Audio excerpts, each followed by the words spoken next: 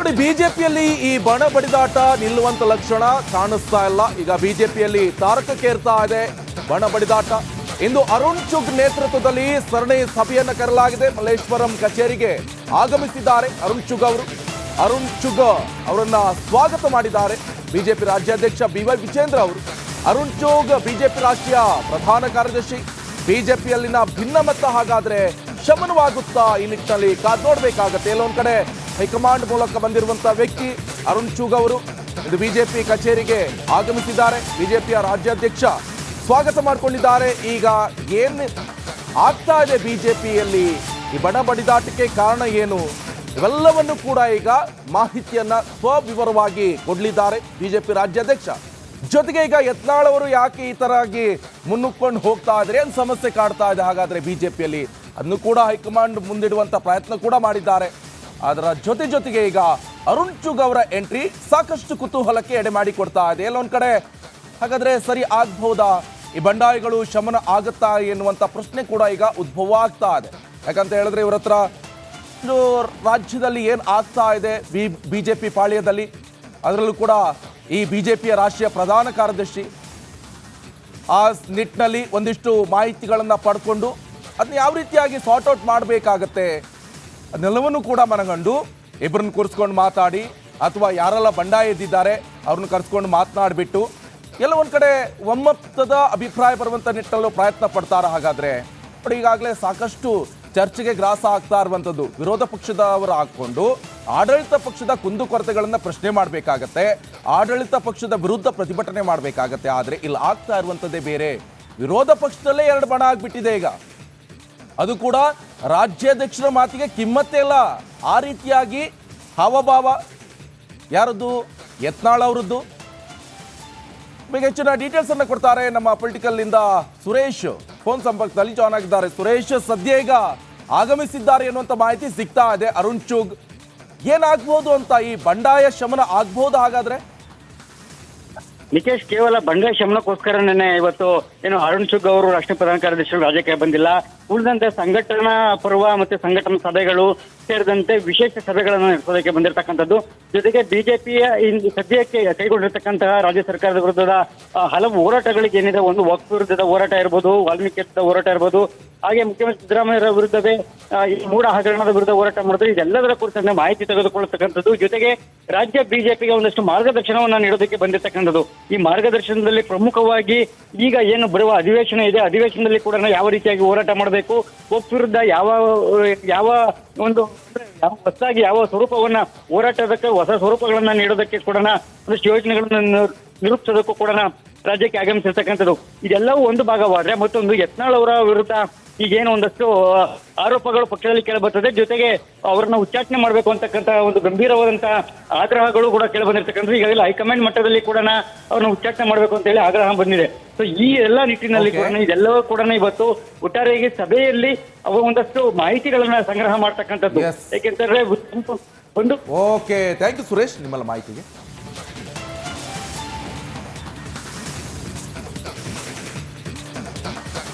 ನೋಡಿ, ಬಿಜೆಪಿಯಲ್ಲಿ ಈ ಬಣ ಬಡಿದಾಟ ನಿಲ್ಲುವಂತ ಲಕ್ಷಣ ಕಾಣಿಸ್ತಾ ಇಲ್ಲ. ಈಗ ಬಿಜೆಪಿಯಲ್ಲಿ ತಾರಕಕ್ಕೇರ್ತಾ ಇದೆ ಬಣ ಬಡಿದಾಟ. ಇಂದು ಅರುಣ್ ಚುಗ್ ನೇತೃತ್ವದಲ್ಲಿ ಸರಣಿ ಸಭೆಯನ್ನು ಕರೆಯಲಾಗಿದೆ. ಮಲ್ಲೇಶ್ವರಂ ಕಚೇರಿಗೆ ಆಗಮಿಸಿದ್ದಾರೆ ಅರುಣ್ ಚುಗ್ ಅವರನ್ನ ಸ್ವಾಗತ ಮಾಡಿದ್ದಾರೆ ಬಿಜೆಪಿ ರಾಜ್ಯಾಧ್ಯಕ್ಷ BY ವಿಜೇಂದ್ರ ಅವರು.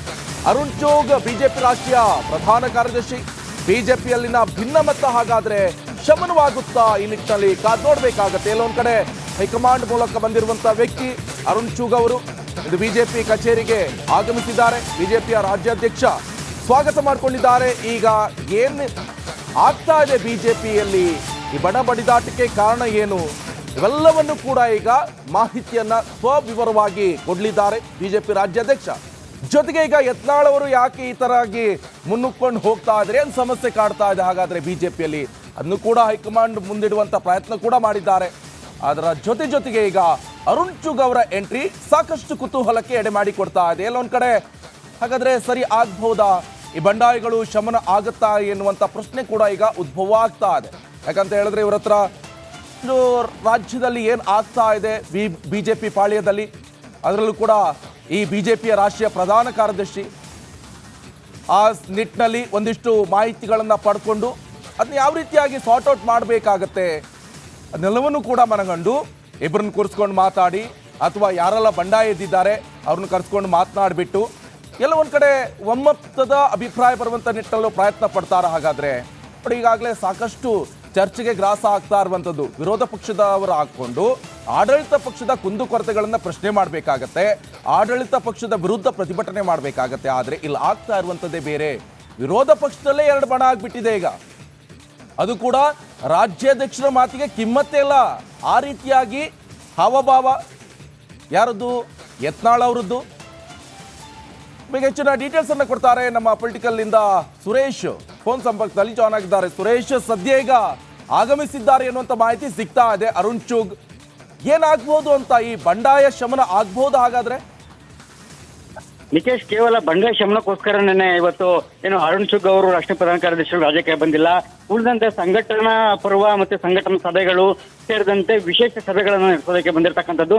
ಜೊತೆಗೆ ಬಿಜೆಪಿಯ ಸದ್ಯಕ್ಕೆ ಕೈಗೊಂಡಿರ್ತಕ್ಕಂತಹ ರಾಜ್ಯ ಸರ್ಕಾರದ ವಿರುದ್ಧದ ಹಲವು ಹೋರಾಟಗಳಿಗೆ ಏನಿದೆ, ಒಂದು ವಕ್ಫ್ ವಿರುದ್ಧದ ಹೋರಾಟ ಇರ್ಬೋದು, ವಾಲ್ಮೀಕಿ ಹೋರಾಟ ಇರ್ಬೋದು, ಹಾಗೆ ಮುಖ್ಯಮಂತ್ರಿ ಸಿದ್ದರಾಮಯ್ಯ ವಿರುದ್ಧವೇ ಈ ಮೂಢ ಹಗರಣದ ವಿರುದ್ಧ ಹೋರಾಟ ಮಾಡಿದ್ರೆ ಇದೆಲ್ಲದರ ಕುರಿತಂತೆ ಮಾಹಿತಿ ತೆಗೆದುಕೊಳ್ಳತಕ್ಕಂಥದ್ದು. ಜೊತೆಗೆ ರಾಜ್ಯ ಬಿಜೆಪಿಗೆ ಒಂದಷ್ಟು ಮಾರ್ಗದರ್ಶನವನ್ನ ನೀಡೋದಕ್ಕೆ ಬಂದಿರತಕ್ಕಂಥದ್ದು. ಈ ಮಾರ್ಗದರ್ಶನದಲ್ಲಿ ಪ್ರಮುಖವಾಗಿ ಈಗ ಏನು ಬರುವ ಅಧಿವೇಶನ ಇದೆ, ಅಧಿವೇಶನದಲ್ಲಿ ಕೂಡ ಯಾವ ರೀತಿಯಾಗಿ ಹೋರಾಟ ಮಾಡಬೇಕು, ವಕ್ಫ್ ವಿರುದ್ಧ ಯಾವ ಒಂದು ಹೊಸದಾಗಿ ಯಾವ ಸ್ವರೂಪವನ್ನ ಹೋರಾಟದಕ್ಕೆ ಹೊಸ ಸ್ವರೂಪಗಳನ್ನ ನೀಡೋದಕ್ಕೆ ಕೂಡ ಒಂದಷ್ಟು ಯೋಜನೆಗಳನ್ನ ನಿರೂಪಿಸೋದಕ್ಕೂ ಕೂಡ ರಾಜ್ಯಕ್ಕೆ ಆಗಮಿಸಿರ್ತಕ್ಕಂಥದ್ದು.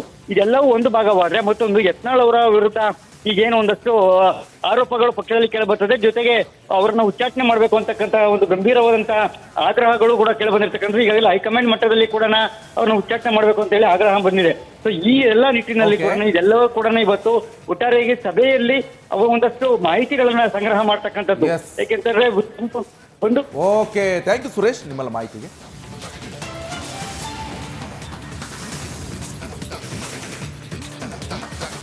ನೋಡಿ, ಬಿಜೆಪಿಯಲ್ಲಿ ಈ ಬಣ ಬಡಿದಾಟ ನಿಲ್ಲುವಂತ ಲಕ್ಷಣ ಕಾಣಿಸ್ತಾ ಇಲ್ಲ. ಈಗ ಬಿಜೆಪಿಯಲ್ಲಿ ತಾರಕಕ್ಕೇರ್ತಾ ಇದೆ ಬಣ ಬಡಿದಾಟ. ಇಂದು ಅರುಣ್ ಚುಗ್ ನೇತೃತ್ವದಲ್ಲಿ ಸರಣಿ ಸಭೆಯನ್ನು ಕರೆಯಲಾಗಿದೆ. ಮಲ್ಲೇಶ್ವರಂ ಕಚೇರಿಗೆ ಆಗಮಿಸಿದ್ದಾರೆ ಅರುಣ್ ಚುಗ್ ಅವರು. ಅರುಣ್ ಚುಗ್ ಅವರನ್ನ ಸ್ವಾಗತ ಮಾಡಿದ್ದಾರೆ ಬಿಜೆಪಿ ರಾಜ್ಯಾಧ್ಯಕ್ಷ BY ವಿಜೇಂದ್ರ ಅವರು. ಅರುಣ್ ಚುಗ್ ಬಿಜೆಪಿ ರಾಷ್ಟ್ರೀಯ ಪ್ರಧಾನ ಕಾರ್ಯದರ್ಶಿ. ಬಿಜೆಪಿಯಲ್ಲಿನ ಭಿನ್ನಮತ ಹಾಗಾದ್ರೆ ಶಮನವಾಗುತ್ತಾ ಈ ನಿಟ್ಟಿನಲ್ಲಿ ಕಾದು ನೋಡ್ಬೇಕಾಗತ್ತೆ. ಎಲ್ಲೊಂದ್ ಕಡೆ ಹೈಕಮಾಂಡ್ ಮೂಲಕ ಬಂದಿರುವಂತಹ ವ್ಯಕ್ತಿ ಅರುಣ್ ಚುಗ್ ಅವರು ಇದು ಬಿಜೆಪಿ ಕಚೇರಿಗೆ ಆಗಮಿಸಿದ್ದಾರೆ. ಬಿಜೆಪಿಯ ರಾಜ್ಯಾಧ್ಯಕ್ಷ ಸ್ವಾಗತ ಮಾಡಿಕೊಂಡಿದ್ದಾರೆ. ಈಗ ಏನ್ ಆಗ್ತಾ ಇದೆ ಬಿಜೆಪಿಯಲ್ಲಿ, ಈ ಬಣ ಬಡಿದಾಟಕ್ಕೆ ಕಾರಣ ಏನು, ಇವೆಲ್ಲವನ್ನು ಕೂಡ ಈಗ ಮಾಹಿತಿಯನ್ನ ಸ್ವವಿವರವಾಗಿ ಕೊಡಲಿದ್ದಾರೆ ಬಿಜೆಪಿ ರಾಜ್ಯಾಧ್ಯಕ್ಷ. ಜೊತೆಗೆ ಈಗ ಯತ್ನಾಳ್ ಅವರು ಯಾಕೆ ಈ ತರ ಆಗಿ ಮುನ್ನುಗ್ಕೊಂಡು ಹೋಗ್ತಾ ಇದ್ರೆ, ಏನ್ ಸಮಸ್ಯೆ ಕಾಡ್ತಾ ಇದೆ ಹಾಗಾದ್ರೆ ಬಿಜೆಪಿಯಲ್ಲಿ, ಅದನ್ನು ಕೂಡ ಹೈಕಮಾಂಡ್ ಮುಂದಿಡುವಂತ ಪ್ರಯತ್ನ ಕೂಡ ಮಾಡಿದ್ದಾರೆ. ಅದರ ಜೊತೆಗೆ ಈಗ ಅರುಣ್ ಚುಗ್ ಅವರ ಎಂಟ್ರಿ ಸಾಕಷ್ಟು ಕುತೂಹಲಕ್ಕೆ ಎಡೆ ಮಾಡಿ ಕೊಡ್ತಾ ಇದೆ. ಎಲ್ಲೊಂದ್ ಕಡೆ ಹಾಗಾದ್ರೆ ಸರಿ ಆಗ್ಬಹುದಾ, ಈ ಬಂಡಾಯಗಳು ಶಮನ ಆಗುತ್ತಾ ಎನ್ನುವಂತ ಪ್ರಶ್ನೆ ಕೂಡ ಈಗ ಉದ್ಭವ ಆಗ್ತಾ ಇದೆ.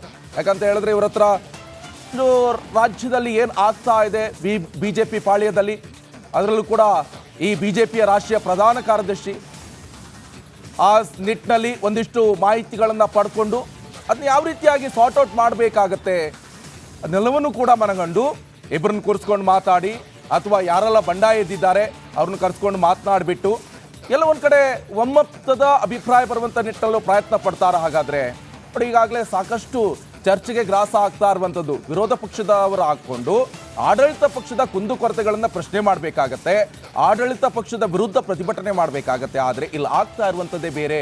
ವಿರೋಧ ಪಕ್ಷದಲ್ಲೇ ಎರಡು ಬಣ ಆಗಿಬಿಟ್ಟಿದೆ ಈಗ. ಅದು ಕೂಡ ರಾಜ್ಯಾಧ್ಯಕ್ಷರ ಮಾತಿಗೆ ಕಿಮ್ಮತ್ತೇ ಇಲ್ಲ. ಆ ರೀತಿಯಾಗಿ ಹಾವಭಾವ ಯಾರದ್ದು? ಯತ್ನಾಳ್ ಅವರದ್ದು.